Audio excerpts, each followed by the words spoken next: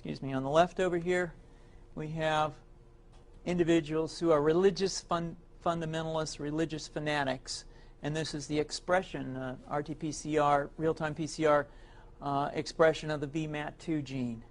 Over here, we have individuals. So let me complete. So over here, we have individuals who are not particularly fundamentalist, not particularly religious, and you can see there's a much reduced expression of this particular gene, the VMAT2 gene.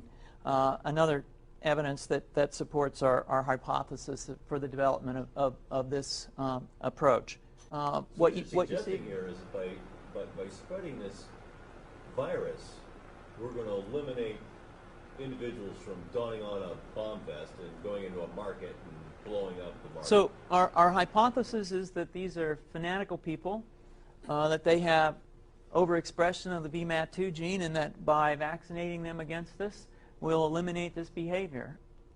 So we have some very, very remarkable data in this next slide. Here we have two brain scans. These are fMRIs.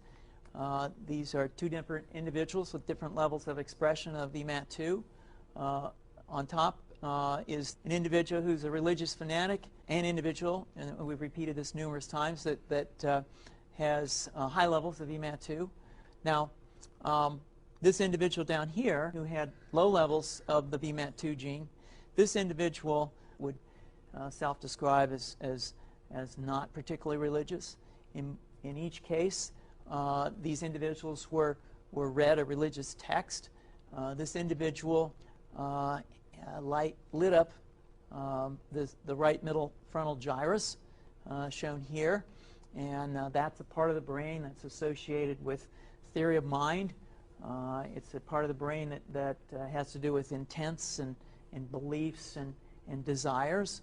In marked contrast, here's an individual who would not particularly self-describe as religious, and when they're read a religious text, what you see is that this part of the brain called the anterior insula lights up. This is a part of the brain that's associated with disgust or displeasure on hearing something.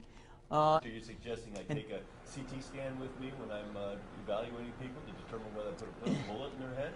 So the data that I'm presenting here supports the concept that we're proposing, and I think that we would not propose to do CT scans or fMRIs on individuals out in the hinterlands of Afghanistan. The virus would immunize against this VMAT2 gene, and that would have the effect that you see here, which is it's essentially to turn a fanatic into a normal person. And we think that will have major effects in the Middle East. How would you suggest that this is going to be dispersed, the aerosol? Well, so the present plan and the tests that we've done so far have used respiratory viruses, such as flu or rhinoviruses, and we believe that that's a satisfactory way to get the exposure of the largest part of the population. Most of us, of course, have been exposed to both of those viruses, and we're quite confident that this will be a very successful approach. This is fascinating. What's the name of this proposal?